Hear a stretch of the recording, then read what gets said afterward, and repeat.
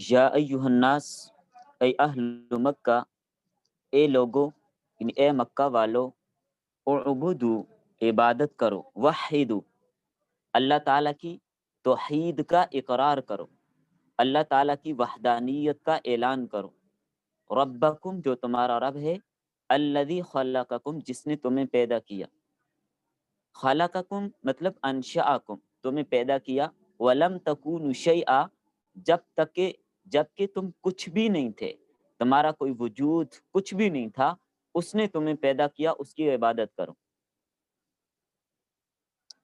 اور خلقہ پیدا کیا الذین ان لوگوں کو من قبلکم جو تم سے پہلے تھے، لعلکم تتقون تاکہ تم تقوی اختیار کرو، پرہیزگار بنو، عذابات سے بچ جاؤ، بعبادتہ اللہ تعالیٰ کی عبادت کر کے، عقابہ اللہ کے عذاب سے، اللہ تعالیٰ کی ڈانٹ ڈپٹ سے، سزا سے تم بچ سکو۔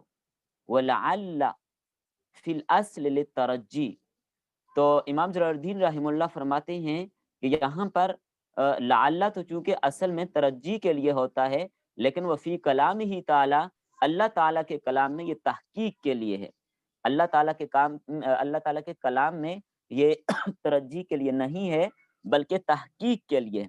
چونکہ لعل جو ہوتا ہے اس میں یعنی امید کی جاتی ہے اور توقع کی جاتی ہے، امید یا توقع سے اس کو تعبیر کیا جاتا ہے، لیکن اللہ تعالیٰ کے کلام میں یہ معنی نہیں ہوتا، یہ محال ہے۔ تو اس لیے امام جلال الدین رحمہ اللہ نے تاکید کے طور پر دوبارہ ذکر فرما دیا کہ اللہ کے کلام میں یہ امید یا توقع کے لیے نہیں ہے بلکہ یہ تحقیق کے لیے ہے۔ تو اس جو اعتراض اٹھ رہا تھا، جو سوال ہو رہا تھا، اس کا جو اشارے میں بس چھوٹا سا ایک جواب دے دیا۔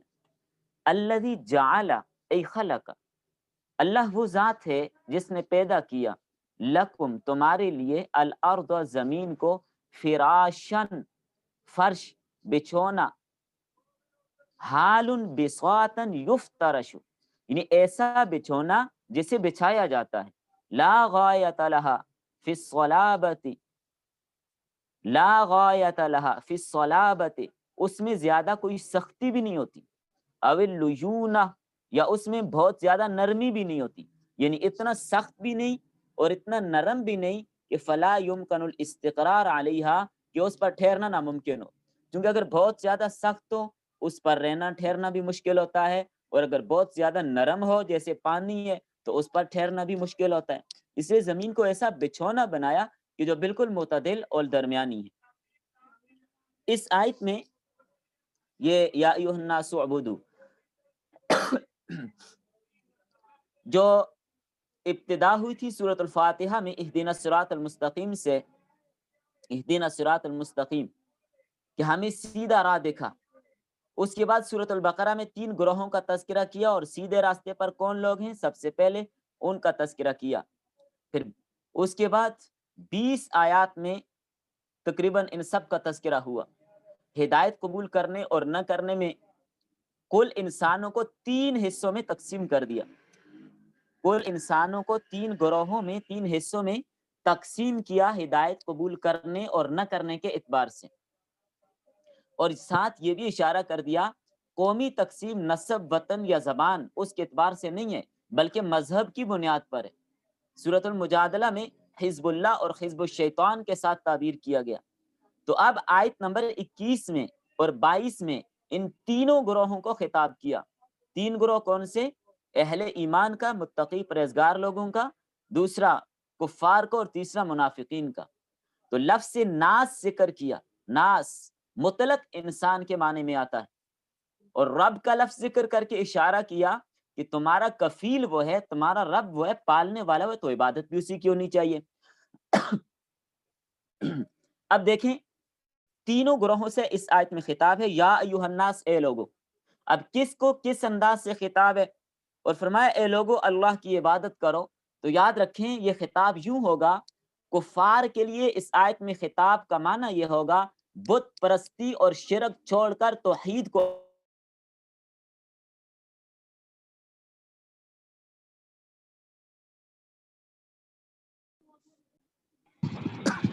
منافقین کو جو خطاب کیا گیا ہے اس کا مطلب اور معنی یہ ہے نفاق چھوڑ کر اخلاص پیدا کرو۔ نمبر 3، گناہگار مسلمانوں کے لیے معنی یہ ہوگا کہ گناہ سے باز آ جاؤ اور نیک عمل کرو، کامل اطاعت کرو۔ اور پھر آگے اس کے دلائل پیش کیے کہ اللہ کی عبادت کرو جس نے تمہیں پیدا کیا، نجس چیز سے کتنا خوبصورت انسان بنایا، اور پہلے والوں کو بھی اسی نے پیدا کیا، بعد والوں کو بھی اسی نے پیدا کیا۔ لیکن یہاں پر آپ اگر غور کریں الذین من قبلکم لعلکم تتقون، کہ تم سے پہلے والے لوگوں کو بھی اس نے پیدا کیا، تو کیا بعد میں لوگ پیدا نہیں ہوں گے؟ بعد کا ذکر نہیں کیا، بعد کا ذکر نہیں کیا، تو بعد کا ذکر نہ کر کے اس طرف اشارہ کر دیا کہ اے امت محمدیہ تم آخری امت ہو، تمہارے بعد اور کوئی امت نہیں ہے، تو اس لیے بعد کا ذکر نہیں کیا۔ اور تتقون اس سے مراد یہاں پر دوزخ سے بچنا مراد ہے، تاکہ تم دوزخ سے بچ سکو۔ آگے پھر باقی ساری نعمتوں کا تفصیلاً تذکرہ کیا۔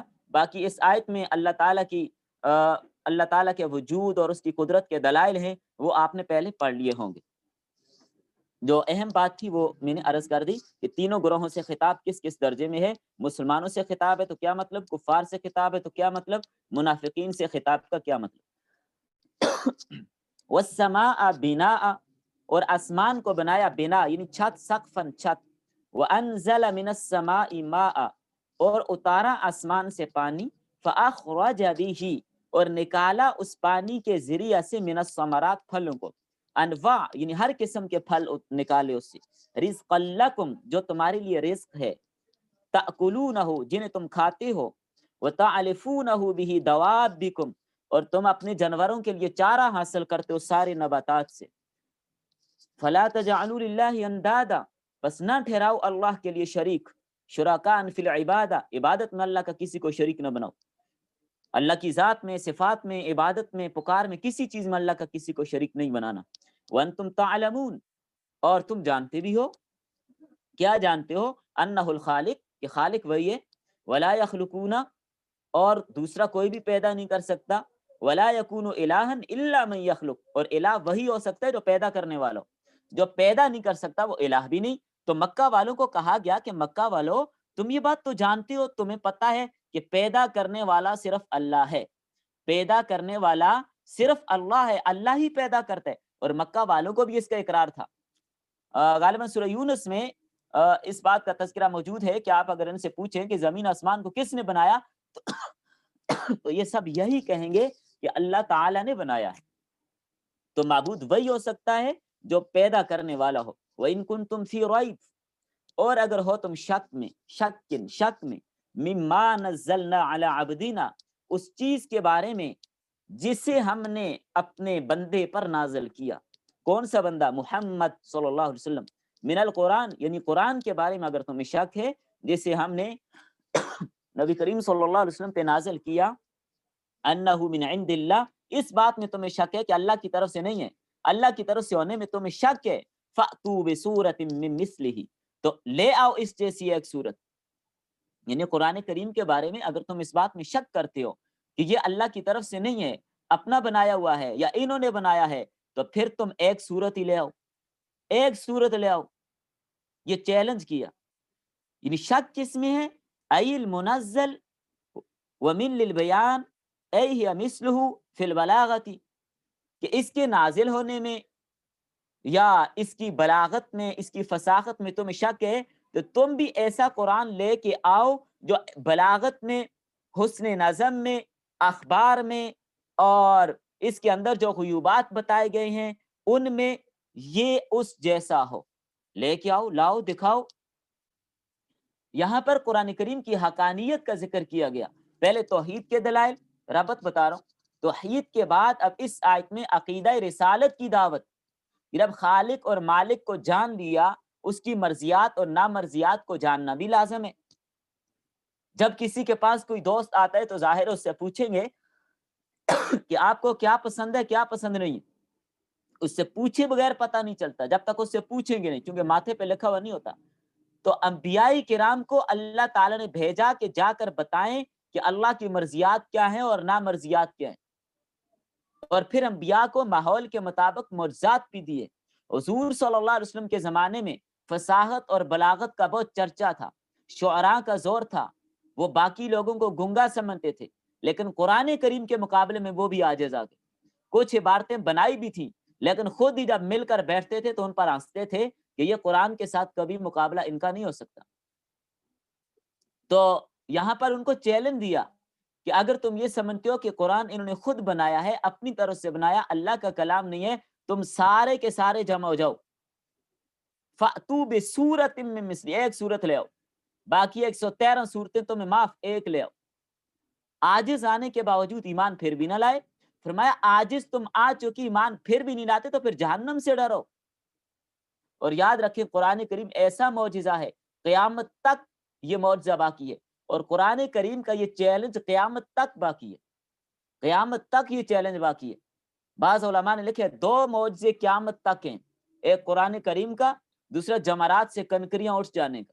لاکھوں لوگ کنکریاں مارتے ہیں، کوئی اٹھاتا نظر نہیں آتا، کون اٹھاتا ہے کون نہیں اٹھاتا، جن کا حج قبول ہوتا ہے ان کنکریوں کو اٹھا دیا جاتا ہے۔ بہرحال یہ قرآن کریم کا اعجاز ہے کہ آج تک کوئی آدمی اس کے مقابلے میں ایک سورت تو کیا ایک آیت بھی نہیں لا سکتا۔ اور فرمایا صرف یہ نہیں کہ تم اپنے ساتھ اپنے گواہوں کو بھی بلا لو، یہ آگے صاحب جلالین نے سورت کی تعریف کی ہے۔ سورت کس کو کہتے ہیں؟ قطعۃ لہا اول و آخر و اقلها 3 آیات، یعنی ایک چھوٹا سا ٹکڑا، اس کو سورت کہا جاتا ہے۔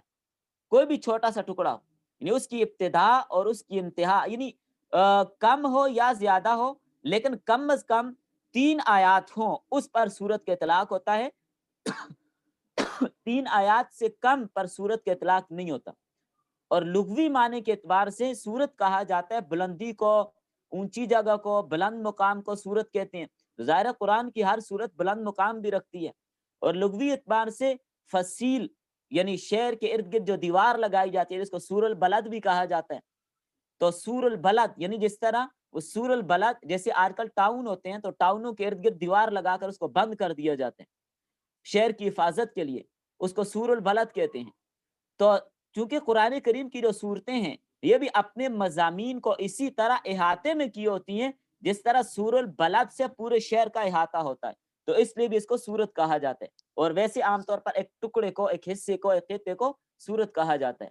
اور فرمایا یہ نہیں کہ تمہیں اکیلا تمہیں چیلنج دیا جا رہا ہے، وَادْعُوا شُهَدَاءَكُمْ، اپنے ساتھ گواہ بھی لے آؤ، اے آلہتکم، جنہیں تم معبود سمجھتے ہو انہیں لے آؤ ساتھ، التی تعبدونہا من دون اللہ، جن کی تم اللہ کے علاوہ پوجا کرتے ہو، اے غیرہی، اللہ کے علاوہ، لتعینکم، تاکہ وہ تمہاری مدد کر سکیں، ان کنتم صادقین، اگر تم اپنے دعوے میں سچے۔ کس بارے میں؟ فی ان محمدا قالہ من عند نفسہ، تمہارا دعویٰ یہ تھا کہ یہ کتاب محمد صلی اللہ علیہ وسلم نے اپنی طرف سے بنا لی۔ فرمایا فَفَعَلُوا ذَلِكَ فَإِنَّكُمْ عَرَبِيُّونَ، تم بھی یہ کام کر دو، تم بھی تو عربی ہو، فُصَحَاءُ مِثْلَهُ، تم بھی تو انہی کی طرح فصیح ہو، عربی زبان جانتے ہو، بڑے بڑے شاعر ہیں تمہارے اندر، دوسروں کو تم گنگا کہتے ہو، لیکن وَلَمَّا عَجَزُوا عَنْ ذَلِكَ، جب اس معجزے کے، جب اس چیلنج کو قبول کرنے سے عاجز آ گئے، قال تعالی، اللہ نے فرمایا فَإِن لَمْ تَفْعَلُوا، فَإِن لَمْ تَفْعَلُوا، بس ہرگز تم نہیں کر سکتے۔ تو یہاں پر پہلے فرمایا فَإِن لَمْ تَفْعَلُوا، اگر تم یہ نہ کر سکو، اگر تم یہ نہ کر سکو، کیا؟ ما ذکر لعجزکم، کہ تم اپنی عجز کی وجہ سے عاجز آ چکے، تم نہیں کر سکتے، وَلَن تَفْعَلُوا، اور ہرگز کر سکو گے بھی نہیں، ذالک ابداً، کبھی بھی تم یہ نہیں کر سکتے، لظہور اعجازہ، کیونکہ اس کا اعجاز ظاہر ہو چکا، تم عاجز آ چکے ہو اس کے سامنے۔ تو یہ اعتراض، یہ یہاں پر جملہ مترجہ ہے کہ تم یہ کام کر سکتے ہی نہیں ہو۔ فتقو، بس ڈرو، بچو، کس ذریعے سے، کیسے بچیں؟ بالایمان، ایمان لا کر باللہ، اللہ پر، وَأَنَّهُ لَيْسَ مِن كَلَامِ الْبَشَرِ، اور اس بات پر یقین رکھو کہ یہ قرآن انسان کا کلام نہیں ہے، لَيْسَ مِن كَلَامِ الْبَشَرِ، یہ کسی انسان کا کلام نہیں ہے، یہ کلام اللہ ہے، یہ اللہ کا کلام ہے۔ اور یہاں پر بات سمجھ لیجئے، قرآن کریم اللہ کا کلام ہے، قرآن کریم اللہ کا کلام ہے، قرآن کو اللہ کی مخلوق نہیں کہہ سکتے، اس پر مخلوق کا اطلاق نہیں ہوتا۔ تو کس چیز سے بچو؟ النار، اس آگ سے، التی وقودها الناس، جس کا ایندھن لوگ ہوں گے۔ لوگوں سے مراد یہ نہیں کہ سارے لوگ اس کا ایندھن ہوں گے، کسی کو شک اور شبہ نہ ہو، سارے لوگ اس کا ایندھن نہیں ہوگے، بلکہ فرمایا الکفار، کافر اس کا ایندھن ہوں گے۔ کون لوگ ایندھن ہوں گے؟ کافر، کافر اس کا ایندھن ہوں گے۔ والحجارہ، اور پتھر اس کا ایندھن ہوں گے۔ تو پتھر ایندھن کیسے ہوں گے؟ پتھر تو جلتے نہیں ہیں۔ دیکھیں یہاں پر اس سے عام پتھر مراد نہیں ہے کہ سارے پتھروں کو جہنم میں ڈالا جائے گا، یہ مراد نہیں ہے۔ صاحب جلالین فرماتے ہیں کہ اصنامہم، جیسے کہ بت، جن بتوں کو تراش کر کے ان کی پوجا کرتے تھے، انہی بتوں کو جہنم میں ڈال کر جہنم کی آگ کو ان بتوں کے ذریعے سے مزید تیز کیا جائے گا۔ جیسے لکڑیوں کے ذریعے سے آگ کو مزید تیز کیا جاتا ہے، ایسے ان بتوں کے ذریعے سے آگ کو تیز کیا جائے گا، تاکہ آج جن کو یہ معبود بنائے ہوئے تھے انہی کی وجہ سے یہ مزید عذاب کے مستحق ہوں، مزید عذاب بڑھ جائے ان کے لیے۔ یعنی انہا مفرطۃ الحرارت، حرارت کو زیادہ کرنے کے لیے ان بتوں کو بھی اس آگ میں ڈالا جائے گا۔ جیسے تتقد بما ذکر، جس طرح کے پہلے ذکر کیا گیا کہ اس کو ایندھن کے طور پر استعمال کیا جائے گا، اس کو ایندھن کے طور پر استعمال کیا جائے گا۔ اور یہ دنیا کی آگ کی طرح تو ہے نہیں، لا کنار دنیا، یہ آگ دنیا کی آگ کی طرح نہیں ہے۔ تتقد بالحطب، کہ جس کو جلایا جاتا ہے، جس کو دھوکایا جاتا ہے لکڑیوں کے ساتھ، ونحوی، یا لکڑیوں جیسی کسی اور چیز کے ساتھ۔ جہنم کی آگ اور چیز ہے، اس کو وہاں پر پتھروں کے ذریعے سے تیز کیا جائے گا۔ اور عدت ای ہیئت، یعنی اس کو بڑکایا گیا ہے، تیار کیا گیا ہے للکافرین، کافروں کے لیے۔ یعذبون بہا، اس آگ میں، اس جہنم میں ان کو عذاب دیا جائے گا۔ یہاں پر یہ جملہ مستانفہ ہے یا حال ہے، سمجھیں بات کو۔ جملہ مستانفہ ہمیشہ کسی سوال کا جواب ہوتا ہے، جملہ مستانفہ ہمیشہ کسی سوال کا جواب ہوتا ہے۔ تو یہاں پر سوال کیا ہے؟ سوال یہ ہے کہ آگ کس کے لیے تیار کی گئی ہے؟ چونکہ یہ ہے لیمن، اصل میں ہے لیمن، کہ وہ آگ کس کے لیے تیار کی گئی ہے؟ فرمایا اعدت للکافرین، وہ کافروں کے لیے تیار کی گئی ہے۔ اور لازمتن، یہ لازم ہے کافروں کے ساتھ، لازمتن، یہ لازم ہے صرف کافروں کے ساتھ۔ مسلمانوں کو فکر کرنے کی ضرورت نہیں ہے، جو اہل ایمان اور اہل تقوی ہیں ان کو اس آگ میں نہیں ڈالا جائے گا، یہ کافروں کے ساتھ لازم ہے۔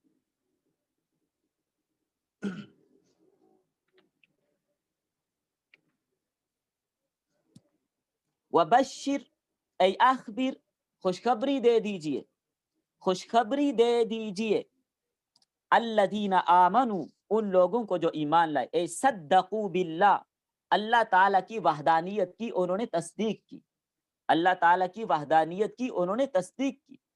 تو نہ ماننے والوں کے لیے ربط، نہ ماننے والوں کے لیے عذاب کے تذکرے کے بعد اب ماننے والوں کے لیے انعامات کا ذکر کیا جا رہا ہے۔ فرمایا وعملوا الصالحات، اور جنہوں نے نیک اعمال کیے، من الفروض والنوافل، ان ای بان لہم، تو ان کا معنی بان ہے، یعنی ان کے لیے جنات تیار کی گئی ہیں، باغات، حدائق، جنات کا معنی حدائق، حدیقہ کی جمع باغ، ذات شجر و مساکن، جس میں درخت بھی ہوں گے اور گھر بھی ہوں گے، تجری من تحتہا، ای تحت اشجارہا و قصورہا، ان محلات اور ان درختوں کے نیچے سے جاری ہوں گی الانہار، نہریں۔ چونکہ عرب میں پانی کی بڑی قلت تھی، پانی نہیں ملتا تھا، تو اس لیے جنت میں درختوں اور نہروں کا تذکرہ کیا تاکہ ان کو قریب کیا جائے، ان کے لیے سمجھنا آسان ہو جائے۔ اور عرب کے اندر جب پانی نہیں تھا تو درخت بھی نہیں ہوتے تھے، بہت دور دراز کہیں کوئی درخت نظر آ گیا، کئی میلوں کی مسافت کے بعد کوئی درخت آ گیا، سایہ تک نہیں ہوتا تھا اور شدت کی گرمی پڑتی تھی۔ تو اس نے فرمایا جنت میں گھنے دار درخت ہوں گے، بڑے پتوں والے، گھنے پتوں والے درخت ہوں گے، اور پانی کی نہریں بھی ہوں گی، کیونکہ عرب میں پانی نہیں ملتا تھا۔ ایک موقع پر نبی صلی اللہ علیہ وسلم ایک سفر میں تھے، تو حضرت علی رضی اللہ عنہ نے دوسرے صحابی کو بھیجا کہ جاؤ پانی لے کے آؤ، پینے کے لیے پانی تلاش کرو۔ تو جب یہ دونوں پانی تلاش کرنے کے لیے گئے، کافی پانی تلاش کیا، کہیں پر نظر نہ آیا۔ ایک خاتون کو دیکھا، وہ اونٹ پر بیٹھے ہوئے جا رہی تھی، تو اونٹ کے اوپر اس نے پانی کے مٹکے بھی رکھے ہوئے تھے، تو انہوں نے سوچا کہ اسے پتا ہوگا پانی یہیں لگتا ہے، قریب ہے، کہ اونٹ پر پانی لے کے جا رہی ہے. تو اس سے پوچھا پانی کہاں پہ ہے؟ تو اس نے کہا حضرت کل اس وقت اس ٹائم جب ابھی یہاں سے گزر رہی، کل اس ٹائم یہاں سے پانی لینے جا رہی تھی. یعنی 24 گھنٹوں کے بعد وہ پانی لے کے واپس آئی. پانی کی اتنی قلت تھی. میں جنت میں تو پانی کی نہریں ہوں گی. اور آج کل ویسے بھی لوگوں کا ایک مزاج ایسا بن چکا ہے، پہلے بھی ایسا ہی تھا کہ جہاں پر پانی ہوتا ہے وہاں پر رہائش اختیار کرتے تھے. خصوصاً آج کل جو ٹاؤن اور سٹیز، یہ کالونیاں یہ جو بنتی ہیں نہروں کے کنارے، اس کو زیادہ پسند کیا جاتا ہے. تو نہریں کس کی ہوں گی؟ ایل میاہ، پانی کی، پانی کی نہریں ہوں گی. والنہر الموضع الذی یجری فیہ الماء، نہر اس جگہ کو کہا جاتا ہے جس میں پانی جاری ہوتے ہیں. لأن الماء ینہرہ ویغفرہ، کیونکہ پانی جو ہوتا ہے اس جگہ کو کھود دیتا ہے، اس لیے اس کو نہر کہتی ہیں. واسناد الجری الیہ مجاز، اور یہاں پر جریان کی نسبت جو اس کی طرف کی گئی ہے وہ مجازی طور پر ہے. کیونکہ نہر تو چلتی نہیں، چلتا تو پانی ہے. نہر نہیں چلتی، چلتا پانی ہے. اب نہریں کس چیز کی ہوں گی؟ وفاق کا سوال ہے، نہریں کس چیز کی ہوگی؟ تو سورۃ محمد میں اس کی تفصیل موجود ہے. وہ نہریں کس کی ہوں گی؟ 4 قسم کی نہریں ہوں گی. نمبر 1 پانی، نمبر 2 دودھ، نمبر 3 شراب، نمبر 4 شہد. یہ شراب نشے سے پاک ہوگی، سر درد والی نہیں ہوگی، شراب طہور ہوگی. اور جنت کی بشارت کے لیے ایمان کے ساتھ وعامل الصالحات، عمل نیک کی قید بھی لگائیے. خالص عمل، صالح عمل، نیک عمل کی قید بھی لگائی. ابتداء دخول تبھی ہوگا. کلما رزقوا منہا، جب بھی انہیں ان نعمتوں سے رزق دیا جائے گا، اطعموا کھانا دیا جائے گا، من تلک الجنات ان باغات سے، من ثمرۃ پھلوں کے ساتھ، رزقاً رزق کے طور پر ان کو دیا جائے گا، وہ رزق وہاں پر انہیں ملیں گے. قالوا ھذا الذی، کہیں گے یہ وہی ہے، اے مثل ما رزقنا، یعنی اسی رزق کی طرح جو پہلے ہمیں دیا، من قبل اس سے پہلے، اے قبلہ یعنی اس سے پہلے. پہلے سے مراد دنیا نہیں ہے، پھر جنت، جنت میں. بعض لوگوں کو یہ شبہ ہوا کہ جنت والے یہ کہیں گے کہ یہ تو وہی ہے جو ہمیں پہلے دیا جاتا تھا، یعنی دنیا میں دیا جاتا تھا. یاد رکھیں جنت کی نعمتیں دنیا کی نعمتوں کی طرح نہیں ہے. جنت کی کوئی چیز دنیا کی نعمتوں کی طرح نہیں. تو یہاں پر مطلب یہ ہے جب دوبارہ ان کو پھل ملے گا تو کہیں گے یہ وہی اس جیسی شکل ہے جو پہلے ہم نے ابھی کھایا تھا، لیکن جب کھائیں گے ذائقہ اور لذت اس کی الگ ہوگی. اور بعض مفسرین نے جیسا کہ لکھا ہے کہ دنیا میں جو پھل تھے ان کے مشابہ ہیں، لیکن حضرت عبداللہ بن عباس سید المفسرین رضی اللہ تعالیٰ عنہما فرماتے ہیں جنت کے پھلوں جیسا دنیا میں کوئی پھل نہیں، بس ناموں کی مشابہت ضرور ہے. شاید تو ناموں کی مشابہت کی وجہ سے یہ تفسیر ہو سکتی ہے، لیکن ان پھلوں جیسا کوئی پھل نہیں ہے، نہ ذائقے میں، نہ لذت میں، اور نہ ہی حجم میں. ناموں میں مشابہت ہو سکتی ہے، سیب، کیلا، آم، بادام، لیکن ان کی لذت، ان کا مزاج، ان کا ذائقہ جنت کے اعتبار سے ہوگا، دنیا کے اعتبار سے نہیں ہوگا. مطلب یہ ہوگا کہ جب بھی انہیں رزق دیا جائے گا، پھل ملیں گے، کہیں گے وہ یہی ہے جو پہلے ہم نے کھایا تھا، لیکن جب اسے دوبارہ کھائیں گے ذائقہ اس کا اور ہوگا. اگرچہ شکل و صورت میں پہلے سے مشابہ ہوگا لیکن ذائقہ الگ ہوگا.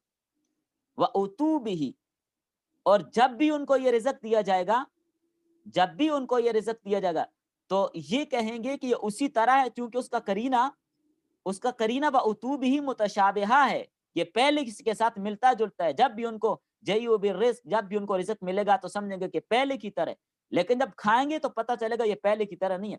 صرف مشابہت، یشبہ بعضہ بعضا لونا، رنگ کے اعتبار سے بعض کے ساتھ مشابہت رکھتے ہوں گے، لیکن ویختلف طعما، لذت اور ذائقے میں مختلف ہوں گے. بلکہ ایک ہی چیز ہے. فرض کریں سیب ہے، ایک بار کھایا اس کا ذائقہ اور ہے، دوبارہ سیب ملے گا اس کا ذائقہ اور ہوگا. ہر اگلے مرحلے میں ملنے کے بعد لذت بڑھتی جائے گی اور ذائقہ ہوگا. وَلَهُمْ فِيهَا أَزْوَاجٌ، اور وہاں پر جنت میں ان کے لیے بیویاں ہوں گی، من الحور وغیرہا، جنت کی بیویوں سے مراد حوریں ہیں. بعض لوگوں نے حوروں کا انکار کیا ہے، یہ غلط ہے.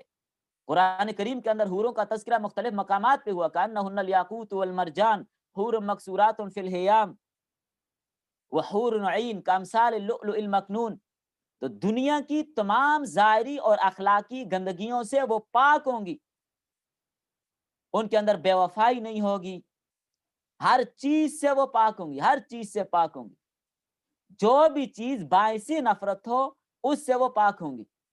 تو اسی لیے اس کی طرف اشارہ یہاں پر بھی کیا مطہراتن وہ پاک ہوں گی، من الحیث حیض سے، وکل قذرن اور ہر نجاست سے، ہر چیز جو باعث نفرت ہو اس سے وہ پاک ہوں گی، وہم فیہا خالدون اور وہ جنتی ہمیشہ اس جنت میں رہیں گے، ای ماکثون ابدا ہمیشہ اس میں ٹھہرنے والے ہوں گے، لا یفنون نہ تو وہ فوت ہوں گے، ولا یخرجون نہ ان کو نکالا جائے گا۔ ونزل ردا لقول الیہود اور یہ آیت نازل ہوئی ہے یہود کے قول پر رد کرتے ہوئے، لما ضرب اللہ جب انہوں نے اس کو تشبیہ دی، جب انہوں نے بیان کیا نہیں یہ اگلی آیت کے ساتھ، لما ضرب اللہ المثل بالذباب جب اللہ تعالیٰ نے مثالیں بیان کی قرآن کریم میں مکھی کی، فی قولہ تعالی وَيَسْلُبُهُمُ الذُّبَابُ شَيْئًا اور سورہ عنکبوت میں مکڑی کی مثال دی، اور فی قولہ تعالی کمثل العنکبوت کہ مشرک کی مثال مکڑی کی طرح ہے۔ تو یہودیوں نے اور دوسرے مشرکین نے اور معترضین نے شور شرابہ مچا دیا، اعتراض کر دیا، ماذا اراد اللہ کہ اللہ تعالیٰ ان مثالوں سے کیا ارادہ کرتے ہیں، کیا چاہتے ہیں، کیا مقصد ہے، بذکر ہذه الاشیاء الخسیسہ ان گھٹیا اور حقیر چیزوں کا تذکرہ کیوں کیا گیا، ان گھٹیا اور حقیر چیزوں کا تذکرہ قرآن کریم میں کیوں کیا گیا؟ دیکھیں ربط جوڑ رہے ہیں، ربط سمجھیے، پیچھے آپ نے پڑھا گزشتہ آیات میں قرآن کریم کی حقانیت کا ذکر تھا کہ قرآن کریم میں کوئی شک اور شبہ نہیں ہے، اگر شک ہے اس کی چھوٹی سی صورت تم لے آؤ، نہیں لا سکتے۔ تو جب یہ بات ہو گئی تو اب مشرکین کی طرف سے یا یہود کی طرف سے یہ کہا جانے لگا کہ اگر یہ قرآن اللہ کی کتاب ہے تو اللہ کی کتاب میں ایسی حقیر اور گھٹیا چیزوں کا ذکر تو نہیں ہونا چاہیے تھا، ایسی گھٹیا چیزوں کا ذکر تو نہیں ہونا چاہیے تھا۔ اب یہودیوں نے خود پورے دین کا نقشہ بگاڑ دیا تھا، بذات خود پورے دین کا نقشہ انہوں نے بگاڑا، وہ انہوں نظر نہیں آ رہا تھا، جو خود نقشہ بگاڑا وہ نظر نہیں آ رہا تھا، اور چھوٹی باتوں کی طرف توجہ دے کر بڑی باتوں کو نظر انداز کرتے تھے۔ اور جس طرح عیسیٰ علیہ السلام کا تذکرہ بھی ملتا ہے بائبل میں کہ حضرت عیسیٰ علیہ السلام نے ان سے کہا تھا تم مچھروں کو تو چھانٹتے ہو لیکن اونٹوں کو نگل جاتے ہو، یہاں پر بھی یہی حال ہے، چھوٹی چھوٹی بات تمہیں نظر آ رہی ہے اور بڑی باتوں کو تم نظر انداز کر رہے ہو۔ تو یہاں پر مچھر کی جو مثال دی ہے، جو مچھر کی یہاں پر مثال یہ کوئی بھی چھوٹی چیز ہے، یہ معبودان باطلہ کا عجز ثابت ہوتا ہے اس سے، توجہ، معبودان باطلہ کا عجز ثابت کیے اس سے۔ اگر یہ کہا جاتا تمہارے الہ تمہارے معبود پہاڑ بھی پیدا نہیں کر سکتے تو اس میں تو سمجھ آتی نا کہ ان کی کوئی حیثیت ہے، کچھ وقت رکھتے ہیں، اور قرآن کریم نے کہا تمہارے معبود مکھی بھی نہیں بنا سکتے، مکھی بھی نہیں بنا سکتے، تو مطلب اس کا یہ ہے کہ یہ انتہائی عاجز ہیں، جن کو تم اپنا معبود سمجھتے ہیں مکھی تک بھی نہیں بنا سکتے، تو پہاڑ کی مثال دینے کی ضرورت ہی کیا ہے؟ فرمایا ان اللہ لا یستحیی، تو صاحب جلالین فرماتے ہیں کہ اللہ تعالیٰ نے ان کی ان اعتراضات کے رد میں فرمایا ان اللہ لا یستحیی، بے شک اللہ نہیں شرماتا، ان یجعل مثلا کی کوئی مثال بیان کرے۔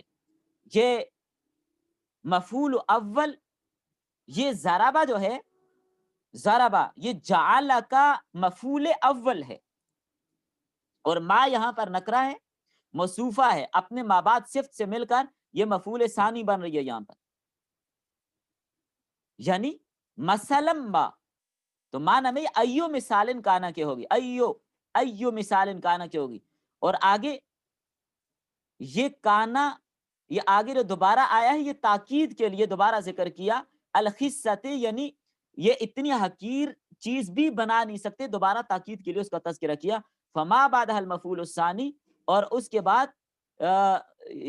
بعد جو ما زائدہ ہے یہ حکارت کی تاکید کے لیے مفعول ثانی کے طور پر اس کو ذکر کیا گیا۔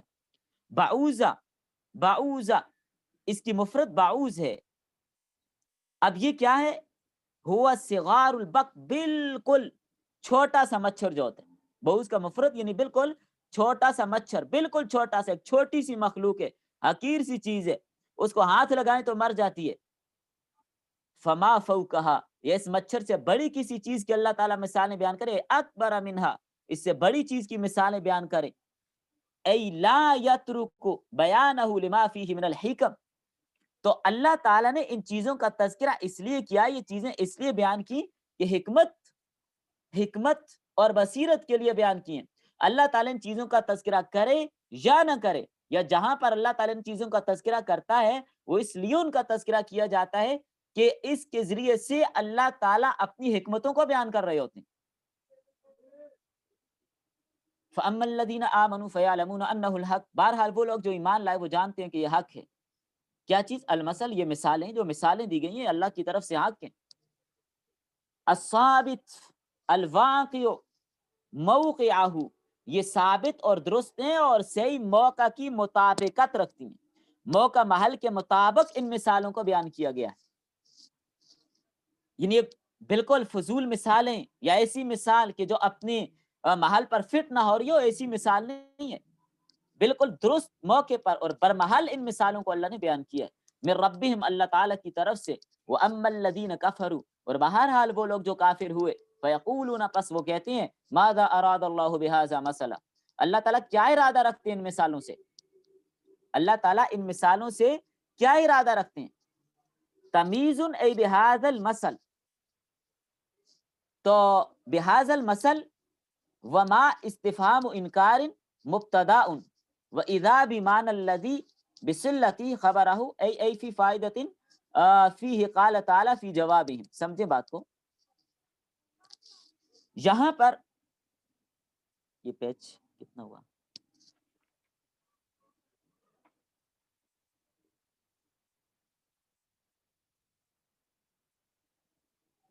دیکھیں بات کو سمجھیں. یہاں پر یہ کہتے ہیں کہ مثالیں اللہ تعالیٰ نے کیوں بیان کی ہیں؟ اللہ تعالیٰ نے ان مثالوں سے کیا ارادہ لیا؟ ماذا اراد اللہ بہذا مثلا، کیوں اللہ تعالیٰ نے ان مثالوں کو بیان کیا؟ وجہ کیا ہے؟ سمجھیے بات کو. تو یہاں پر مثلا یہ تمیز ہے بہذا مسئلہ کی، اے بہذ المثل کے معنی میں ہوگی، اے بہذ المثل کے معنی میں ہوگی. اور یہاں پر ما جو ہے یہ استفہامی ہے، اور استفہام انکاری مبتدا اور ذا بمعنی الذی اپنے صلے سے مل کر یہ مبتدا کی خبر ہوگی. یعنی اس مثال میں کیا فائدہ ہے؟ تو اللہ تعالیٰ نے ان معترضین کے جواب میں فرمایا کہ اس مثال سے فائدہ یہ ہے کہ یہدی بھی کثیرہ، بہت سارے لوگوں کو اللہ تعالیٰ ہدایت دیتے ہیں. اور پہلے یضل بھی، بہت سارے لوگوں کو، اے بہذا المثل، اس مثال کے ذریعے سے کثیرہ، بہت سارے لوگوں کو گمراہ کرتے ہیں. عن الحق لکفرہم، کہ وہ کفر کرتے ہیں اور حق کا انکار کرتے ہیں.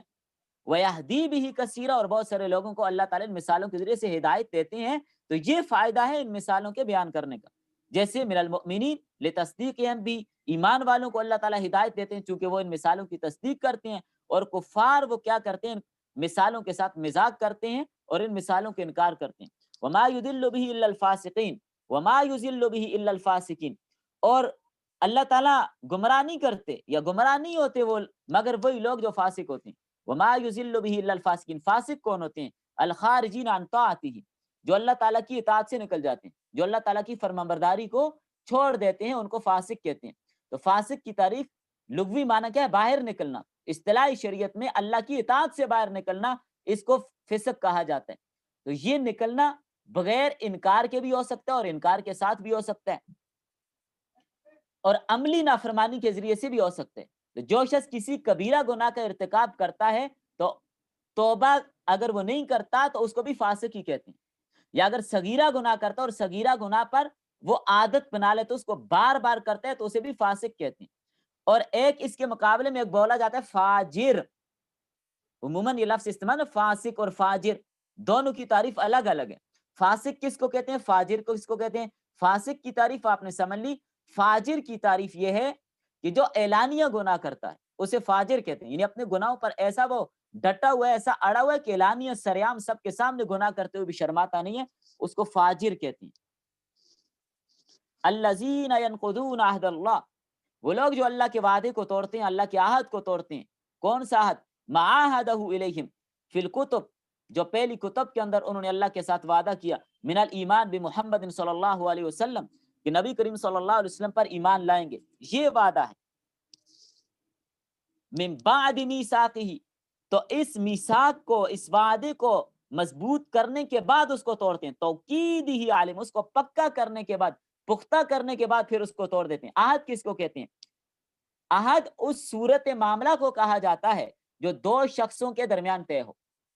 اس صورت معاملہ کو عہد کہتے ہیں جو دو لوگوں کے درمیان طے ہو. اور میثاق وہ معاہدہ جسے قسم اٹھا کر مضبوط کیا جاتا ہے، پختہ کیا جاتا ہے، اس کو میثاق کہتے ہیں۔ دونوں میں یہ فرق ہے۔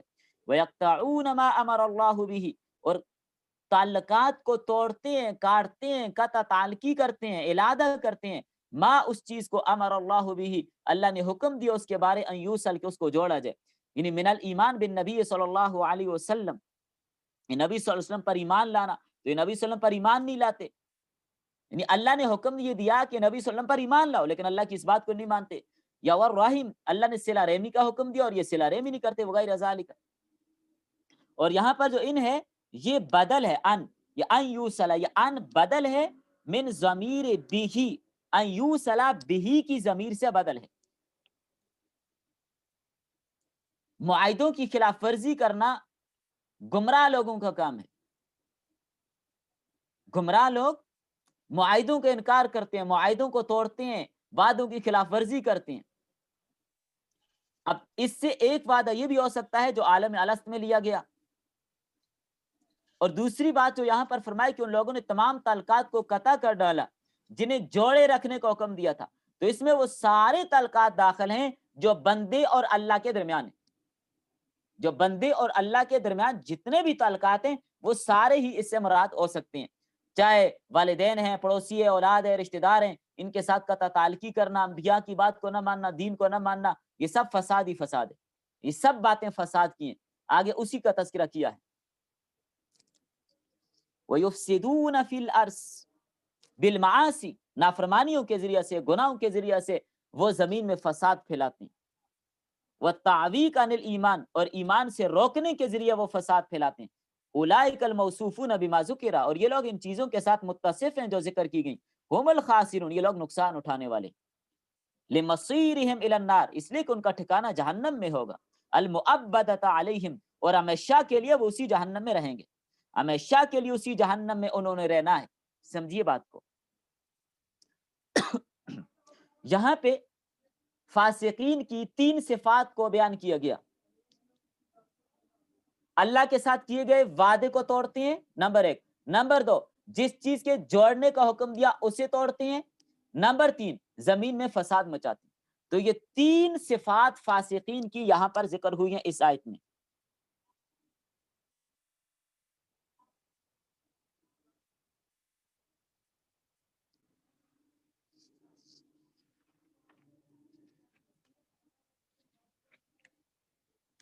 کیف تکفرون یا اہل مکہ، اے مکہ والو تم کیسے کفر کرتے ہو، کیسے تم انکار کرتے ہو باللہ، اللہ کا، وکنتم امواتا، حالانکہ تم مردہ تھے، وکنتم امواتا، حالانکہ تم مردہ تھے، کفر کیسے کرتے ہو، مردہ کیسے تھے، نطفہ، نطفے کی شکل میں، فی الاصلاب، باپ کی پشت میں، فاحیاکم، پھر تمہیں زندہ کیا، فی الارحام، والدہ کی رحم میں، بطن مادر میں، اور ولی دنیا، اور دنیا میں کیسے زندہ کیا، بنفخ کے روح، روح پھونک کر، فیکم، تمہارے اندر، والاستفہام للتعجب من کفرہم، یہاں پر اس کو سوالیہ طور پر اس لیے ذکر کیا کہ ان کی اس کفر پر تعجب کا اظہار کیا، مع قیام البرہان والتوبیخ، دلائل قائم کرنے اور زجر اور توبیخ کے باوجود یہ حرکتیں کرتے ہیں۔ فرمایا ثم یمیتکم، ثم یمیتکم، یہ میں دوسرا پیج بھیج رہا ہوں، ایک سیکنڈ ویٹ۔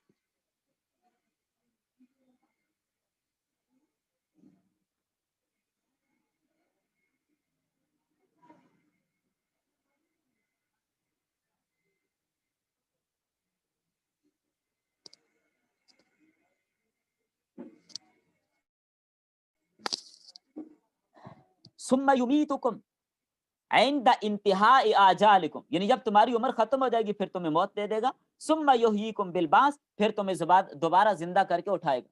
تو یہاں پر اللہ کا تو انکار نہیں کرتے تھے، یہ جو آیت میں نا کیف تکفرون باللہ، تم اللہ کا انکار کیسے کرتے ہو، تو کیا کبھی آپ نے سنا کہ مشرکین مکہ نے اللہ کا انکار کیا ہو؟ اللہ کا انکار تو انہوں نے نہیں کیا۔ تو جواب یہ ہے کہ اللہ کے رسول کا انکار کرتے تھے، اللہ کے رسول کا انکار کرنا یہ اللہ ہی کا انکار۔ باقی آگے پھر تخلیق انسانی کی کیفیات کو بیان کیا کہ انسان کی تخلیق کی یہ کیفیت اور اس کے باوجود اس پر تعجب بھی ہوتا ہے کہ اللہ کے سامنے یہ اکڑ بھی جاتا ہے۔ ثم الیہ ترجعون، پھر تمہیں لوٹ کر اسی کی طرف جانا ہے۔ تردون بعد البعث، قبروں سے اٹھائے جانے کے بعد تمہیں اس کی طرف لوٹایا جائے گا. فیجازیکم باعمالکم، تمہارے اعمال کا تمہیں بدلہ دیا جائے گا. وقال تعالی دلیلا علی البعث لما انکروہ، جب انہوں نے مرنے کے بعد دوبارہ جی اٹھنے کا انکار کیا کہ ہم مر جائیں گے، مٹی ہو جائیں گے بس، کیونکہ کفار مکہ یہ سمجھتے تھے کہ دنیا کی زندگی ہے بس، یہ ختم تو سب کچھ ختم، اور اگلے جہان میں کچھ نہیں، دوبارہ اٹھنا نہیں، اللہ سے حاضری نہیں، ملاقات نہیں. جب انہوں نے اس کے انکار کیا تو اللہ تعالی نے دلیل کے طور پر فرمایا کہ هو الذی خلق لکم ما فی الارض، اللہ وہی ذات ہے، هو الذی، وہ ذات ہے، خلق، جس نے پیدا کیا، لکم تمہیں، ما فی الارض، تمہارے لیے، لکم تمہارے لیے، ای الارض وما فیہا، زمین میں جو کچھ بھی وہ تمہارے لیے پیدا کیا، جمیعاً سب کچھ اس نے تمہارے لیے پیدا کیا. تو جو زمین اور آسمان کو پیدا کر سکتے اس کے لیے تمہیں پیدا کرنا کون سا مشکل ہے؟ کیوں پیدا کیا؟ لتنتفعوا به، تاکہ تم اس سے نفع حاصل کرو، وتعتبروا، اور اس سے عبرت حاصل کرو. ثم استوى، پھر اللہ تعالی نے ارادہ کیا، قصد کیا، کب؟ بعد خلق الارض، زمین کی پیدائش کے بعد، ایک قصد ہے، اللہ نے قصد کیا السماء، آسمان کی تخلیق کا، فسواہن، پس انہیں بنا دیا، انہیں برابر کر دیا. الضمیر یرجع الی السماء لانها فی معنی الجمع، یہاں پر یہ ضمیر آسمان کی طرف لوٹ رہی ہے، لانها فی معنی الجمع، کیونکہ یہ جمع کے معنی میں، کیونکہ آسمانوں میں ما یعول کے اعتبار سے آسمان جمع ہے، تو اس لیے جمع کی ضمیر ذکر کی، العائلۃ الیہ، ما یعول کے اعتبار سے. ای سیرہا کما فی آیت اخری فقضاہن، سیرہا کے معنی میں ہے، سواہن سیرہ کے معنی میں ہے، یعنی ان کو برابر کر دیا، ان کو درست کر دیا، ان کو بنا دیا. تمام چیزوں کو، جتنی بھی چیزیں ہیں سب کو اللہ ہی نے پیدا کیا، ہر چیز کا خالق وہی ہے. تو وہ مرنے کے بعد دوبارہ زندہ کرنا بھی اس کے لیے کون سا مشکل کام ہے؟ جب وہ آسمان کو بنا سکتے، زمین کو بنا سکتے، تو تمہیں دوبارہ زندہ کرنا اس کے لیے کون سا مشکل ہے؟ سبع سماوات، 7 آسمان، وہو بکل شیء علیم، اور وہ ہر چیز کو جاننے والا ہے. تو یہاں پر مجملاً اور مفصلاً دونوں طرح سے اس کا ذکر کیا. افلا تعتبرون، کیا تم عبرت حاصل نہیں کرتے؟ ان القادر علی ان، اللہ تعالیٰ قادر اس بات پر، خلق ذلک ابتداء، جس نے پہلے تمہیں پیدا کیا، وہ اعظم منکم، ان چیزوں کا جس نے پیدا کیا اور تمہیں ابتداء پیدا کیا، زمین و آسمان کے ابتداء پیدا کیا، بغیر نمونے اور نقشے کے پیدا کیا، جو کہ تم سے بڑے ہیں، آسمان بڑے بڑے ہیں، پہاڑ بڑے ہیں، زمینیں بڑی ہیں، بڑی جسامت رکھتی ہیں. جب ان کو پیدا کرنے پر قادر ہے تو قادر علی اعادتکم، وہ تمہیں بھی دوبارہ لانے پر، دوبارہ لوٹانے پر قادر ہے. اس کے لیے دوبارہ تمہارا لانا کوئی مشکل نہیں ہے، تمہیں دوبارہ زندہ کرے گا. وذکر یا محمد، وذکر یا محمد، اے محمد صلی اللہ علیہ وسلم اس وقت کو یاد کیجئے. اذ قال ربک للملائکۃ، جب کہا تیرے رب نے فرشتوں سے، انی جاعل، بے شک میں بنانے والا ہوں، فی الارض، زمین میں، خلیفہ یخلفنی فی تنفیذ احکامی، جو میرے احکام نافذ کرے گا. اس اعتبار سے خلیفہ، یہ نہیں کہ وہ زمین میں معبود ہوگا، نہیں، احکامات کی تنفیذ کے لیے خلیفہ بنایا جاتا ہے. وہ آدم، اور اس سے مراد حضرت آدم علیہ السلام ہے.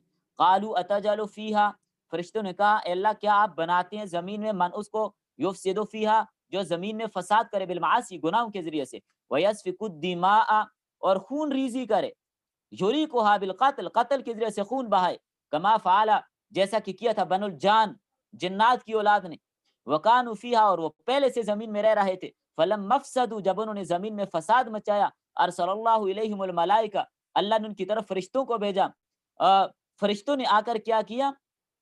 فتردوہم الی الجزائر والجبال، تو یہ آ کر انہوں نے، فرشتوں نے آ کر ان کو دھکیل دیا جزائر میں اور پہاڑوں میں، یعنی باقی زمین کے میدانوں کو ان سے خالی کر کے جنات کو بھگا دیا پہاڑوں اور جنگلات میں.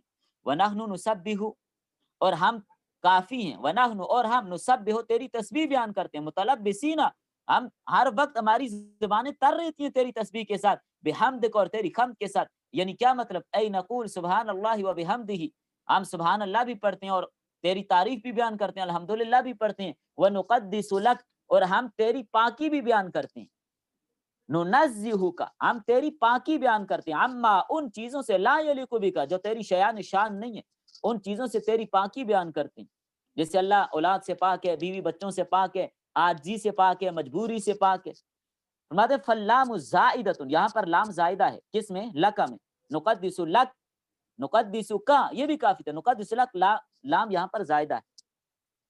والجملۃ حال، اور جملہ یہاں پر حال ہے، ای فنحن احق بالاستخلاف، تو فرشتوں کے کہنے کا مطلب کیا تھا کہ ہم زیادہ حقدار ہیں خلافت کے، ہم زیادہ مستحق ہیں خلافت کے۔ قال تعالی، اللہ تعالیٰ نے فرمایا انی اعلم ما لا تعلمون، جو میں جانتا ہوں تم نہیں جانتے، جو میں جانتا ہوں من المصلحت، جو میری مصلحتیں ہیں، فی استخلاف آدم، آدم کو خلیفہ بنانے میں، یا اس کی اولاد کو خلیفہ بنانے میں، وَذُرِّيَّتَهُ فِيهِمُ الْمُطِيعُ وَالْعَاصِي، ان کی اولاد میں بعض فرمانبردار ہوں گے، بعض نافرمان ہوں گے۔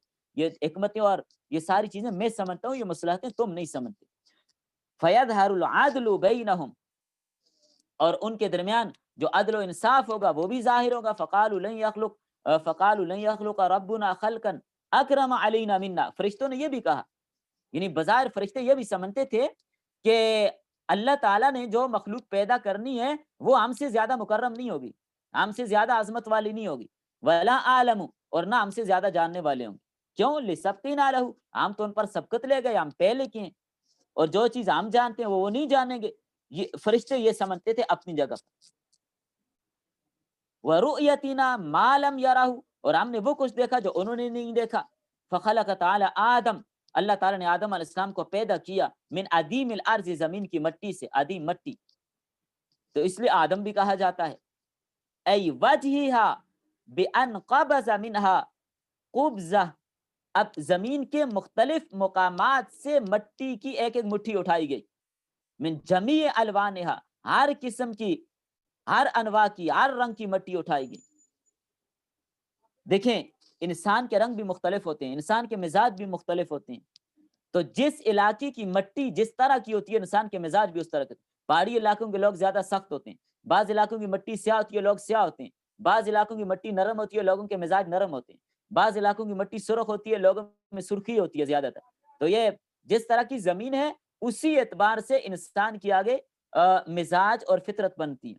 اور وہ مٹی اٹھائی گئی، وہ عجینت، اور اس کو گوندا گیا، عجینت اسے گوندا گیا، بالمیاہ پانی سے، المختلفۃ وسواہ ونفخ فیہ الروح، تو مختلف قسم کی مٹیوں کو پانی کے ساتھ گوند کر انہیں برابر کیا گیا، ان کا ڈھانچہ بنایا گیا، ونفخ فیہ الروح، اور ان میں روح پھونکی گئی، فصار حیوانا حساسا، تو وہ ایک حساس حیوان بن گئے، بعد ان کان جمادا، بعد اس کے کہ پہلے بالکل جماد، یعنی جیسے پتھر ہوتے ہیں تو پہلے تو اسی طرح تھے، پھر جب اللہ تعالیٰ نے روح پھونکی تو وہ حساس انسان بن گیا اور گوشت پوست میں تبدیلی ہو گئی۔ وعلم آدم الاسماء، ای اسماء المسمیات، کچھ چیزوں کے نام بتائے، کلہا، سبھی چیزوں کے نام، یعنی کلہا سے مراد آدم علیہ السلام کو اس زمانے میں جن چیزوں کے نام کی ضروریات تھی وہ سارے نام بتا دیے۔ اس کا یہ مطلب نہیں کہ آج کے زمانے میں جو چیزیں موبائل اور کمپیوٹر ان کے نام بھی بتا دیے، اس زمانے کی جو چیزیں ان کو بتا دی، حتیٰ یہاں تک کہ القصعۃ، پیالہ، قصع، پیالے کا نام بھی بتا دیا، والقصیعۃ، اور چھوٹی پیالی کا نام بھی بتا دیا، والفسوۃ والفسیۃ، اور خروج ریح، ہوا وغیرہ کے نام بھی بتا دیے، والمغفرۃ، اور مغرفہ، مغرفہ کہہ رہے تھے چمچ کو، ہانڈیا کے اندر جو چمچ ہلائی جاتی ہے اس کو مغرفہ کہتے ہیں۔ یہاں تک کہ بعد میں لکھے ہتھوڑے کا، ہتھوڑی کا، ہر چیز کے نام اللہ تعالیٰ نے جو ضروریات زندگی کے ساتھ تعلق رکھتی تھی ان کے نام آدم علیہ السلام کو بتا دیے۔ کیسے بتائے؟ بِأَنْ أَلْقَىٰ فِي قَلْبِهِ عِلْمُهَا، کہ ان کا علم آدم علیہ السلام کے دل میں القاء کر دیا۔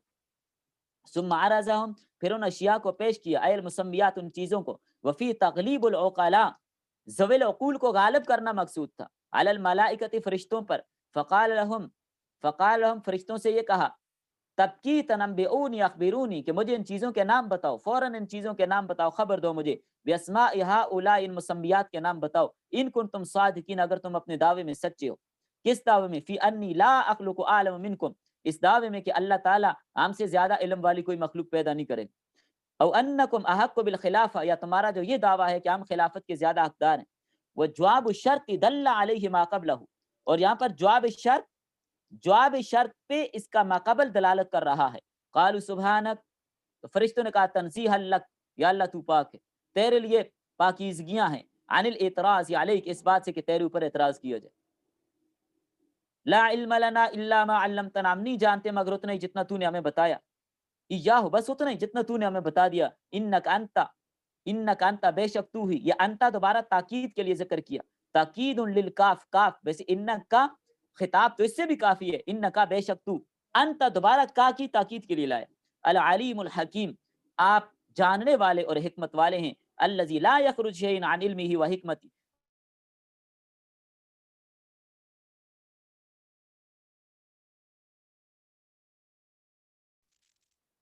اللہ تعالیٰ نے فرمایا اے آدم انبئہم ای الملائکہ، ہم ضمیر ملائکہ کی طرف لوٹ رہی ہے کہ آدم ملائکہ کو ان چیزوں کے نام بتائیے، خبر دیجئے ملائکہ کو، فرشتوں کو. باسمائہم، اے المسمیات، ان اشیاء کے نام بتائیے. فسما کل شیء باسمہ، آدم علیہ السلام نے ان ساری چیزوں کے نام بتا دیے. وذکر حکمتہ التی خلق لہا، اور ان کی حکمت بھی بتا دی جس مقصد کے لیے ان چیزوں کو بنایا اور پیدا کیا گیا. فلما انبأهم باسمائهم، بس جب آدم علیہ السلام نے ان کو ان کے نام بتا دیے. قال تعالی، اللہ تعالیٰ نے کہا لہم، فرشتوں سے، مؤبہن، توبیح کے طور پر. الم اقل لکم، کیا میں نے نہیں کہا تھا تم سے، انی عالم، بے شک میں جانتا ہوں، غیب السماوات، پوشیدہ باتیں آسمان کی، والارض، اور زمین کی، ما غاب فیہما. یاد رکھیے گا اللہ تعالیٰ سے غیب کوئی چیز نہیں ہے. یہاں پر غیب کا اعتبار بندوں سے. اللہ تعالیٰ کی تو ہر چیز ظاہر ہے، اللہ تعالیٰ سے ہر چیز سامنے ہے، کوئی چیز اللہ سے پوشیدہ نہیں ہے. بندوں کے اعتبار سے کہ جو چیز بندوں سے پوشیدہ ہے اللہ اس کو بھی جانتے ہیں. وہ عالم ما تبدون، اور جو تم ظاہر کرتے ہو میں اس کو بھی جانتا ہوں. فرشتوں نے ظاہر کیا کیا تھا، چھپایا کیا تھا؟ ظاہر تو یہ کیا تھا کہ زمین میں فساد مچائیں گے، اور دل میں چھپایا یہ تھا کہ خلافت ہمیں ملے. جی ہاں، دل میں چھپائی یہ بات تھی کہ خلافت ہمیں ملے. تظہرون من قولکم اتجعل فیہا الی آخری، یعنی ان کا یہ قول کہ کیا آپ ایسی مخلوق کو بنانا چاہتے ہیں جو زمین میں فساد مچائے گی. وما کنتم تکتمون، اور جو تم چھپاتے ہو اللہ اس کو بھی جانتے ہیں. تو سرون من قولکم، نہیں تم نے یہ بات چھپائی تھی، لن یخلق ربنا خلقا اکرم علینا منا ولا عالم، کہ اللہ تعالیٰ جو مخلوق بنا رہے ہیں وہ ہم سے زیادہ علم والی اور ہم سے زیادہ کوئی فضیلت یا اکرام یا شرف والی نہیں بنائیں گے، فضیلت ہمیں ہی حاصل ہے. اس بات کو چھپایا تھا. اور بعد مفسرین نے یہ لکھا ہے کہ چھپایا انہوں نے اس بات کو تھا کہ خلافت ہمیں ملنی چاہیے. اس بات کو ظاہر نہیں کیا تھا، دل میں چھپایا تھا. لیکن اللہ تعالیٰ ظاہر اور پوشیدہ ہر چیز کو جاننے والا ہے.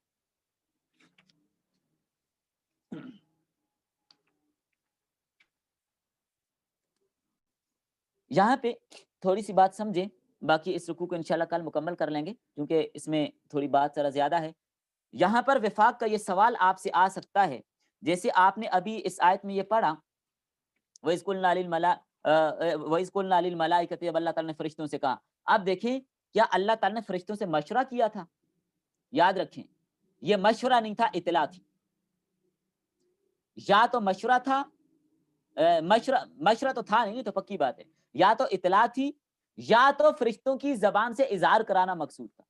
دیکھیں مشورہ وہاں کیا جاتا ہے جہاں مسئلہ کے کچھ پہلو پوشیدہ ہوں، اپنے علم اور اپنی بصیرت پہ اطمینان نہ ہو پھر مشورہ کیا جاتا ہے، یا جہاں دوسروں کے حقوق برابر ہوں تو سب سے رائے لی جاتی ہے.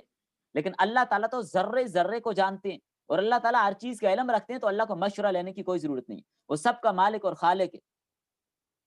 جنات اور انسانوں میں کسی کو بھی اس کے اختیار نہیں ہے کہ وہ اللہ تعالیٰ سے پوچھ سکے یہ کام آپ کیوں کر رہے ہیں. لا یسأل عما یفعل وهم یسألون، اس سے سوال نہیں کیا جائے گا لیکن وہ سوال کرتا ہے، وہ پوچھ سکتے ہیں. تو یاد رکھیں یہ مشورہ نہیں تھا، یہ مشورہ لینا مقصود نہیں تھا. اصل میں بات سمجھیں، نہ ہی مشورے کی ضرورت تھی نہ مشورہ لینا مقصود تھا. مخلوق کو مشورے کی تعلیم دی گئی ہے، مخلوق کو مشورے کی تعلیم دی گئی ہے، اس لیے صورت یہاں پر مشورے کی بنائی گئی. نبی کریم صلی اللہ علیہ وسلم کو بھی اللہ نے یہی حکم دیا وشاورہم فی الامر، کہ آپ صحابہ کرام سے مشورہ کیجئے. حالانکہ نبی صلی اللہ علیہ وسلم پر بھی براہ راست وحی آتی تھی، آپ کو بھی مشورے کی ضرورت نہیں تھی، لیکن مشورے کی اہمیت بتانے کے لیے صورت یہاں پر مشورے کی بنائی گئی تاکہ امت کو مشورے کی تعلیم ہو جائے.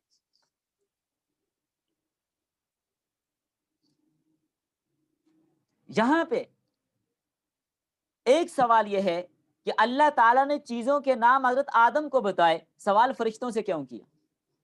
اعتراض بنتا ہے چیزوں کے نام، وعلم آدم الاسماء کلھا، چیزوں کے نام حضرت آدم کو بتائے اور سوال فرشتوں سے کیا، یہ تو ٹھیک نہیں ہے.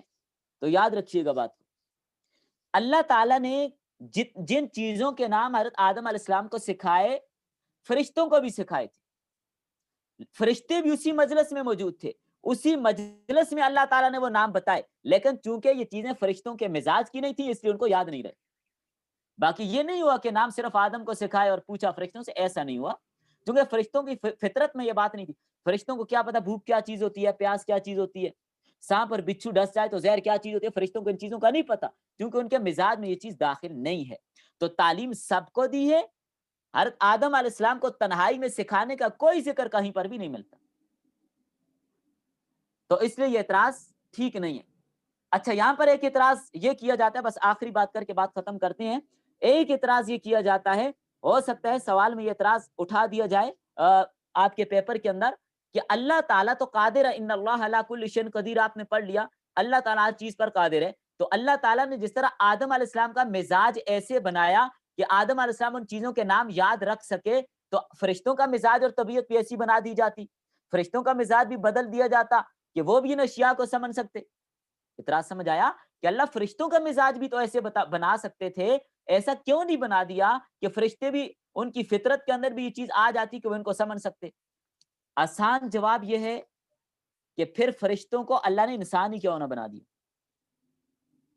فرشتوں کو اللہ نے انسان ہی کیوں نہ بنا دیا، فرشتوں کو ہی انسان بنا دیا جاتا، یا پتھروں کے اندر ہی روح کیوں نہ ڈال دی؟ یہ اعتراض ٹھیک نہیں ہے، یہ اعتراض ٹھیک ہی نہیں ہے کہ اللہ نے ہر ایک کی الگ فطرت بنائی ہے، فرشتوں کا الگ مزاج ہے، انسانوں کا الگ مزاج ہے، اگر فرشتوں کا مزاج بدل کر کے انسانوں والا بنا دیا جاتا تو فرشتوں کو ہی انسان کیوں نہ بنا دیا جاتا۔ اور یہاں پر ایک اعتراض جو اس میں ذکر بھی ہوا تھا، فرشتوں کو کیسے پتا چلا کہ انسان خون ریزی کرے گا؟ تو اس کا جواب یہ کہ فرشتوں نے اللہ تعالیٰ سے انسان کا حال دریافت کیا تھا، تو اللہ تعالیٰ نے بتا دیا تھا کہ وہ اس طرح کا ہوگا، وہ اس طرح کا ہوگا۔ اور ایک جواب یہ بھی ہے کہ آدم علیہ السلام کو جب فرشتوں نے آدم علیہ السلام کے بارے میں پوچھا تھا کہ جو انسان آپ پیدا کریں گے وہ کس طرح کا ہوگا، اللہ نے بتا دیا وہ ایسے ایسے ہوگا، تو اس وجہ سے فرشتوں نے کہا کہ اللہ تعالیٰ آپ اس کو کیوں پیدا کرتے ہیں جو فساد مچائے گا۔ اور دوسرا بعد میں یہ جواب بھی دیا ہے، جیسے کہ صاحب جلالین نے خود بھی اس کو نقل کیا ہے، کہ انسانوں سے پہلے 2000 سال پہلے جنات اس زمین پر رہتے تھے، ان پر قیاس کیا ہے، جنات پر قیاس کیا ہے کہ زمینی مخلوق وہ بھی شرارت کر رہے ہیں تو کہیں یہ بھی کریں گے۔ اور تیسرا جواب یہ ہے کہ فرشتوں نے لوح محفوظ میں لکھا ہوا پڑا تھا کہ انسان آئیں گے تو یہ کریں گے، اس لیے انہوں نے یہ اعتراض اٹھایا۔ چلیں بس، یہ بازوں پر تھوڑی تفصیل ہوتی ہے، لیکن جہاں پر تفصیل نہیں ہوگی وہاں پر ہم 3 4 رکوع بھی ایک دن میں نکال لیں گے، کوئی مسئلے والی بات نہیں ہے، انشاءاللہ آپ کے اسباق انشاءاللہ مکمل ہوں گے۔